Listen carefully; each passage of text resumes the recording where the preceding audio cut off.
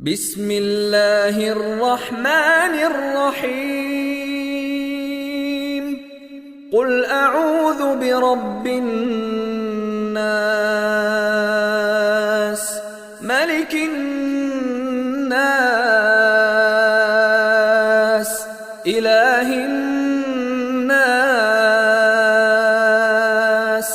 من شر الوسواس الخناس الذي يوسوس في صدور الناس من الجنة والناس.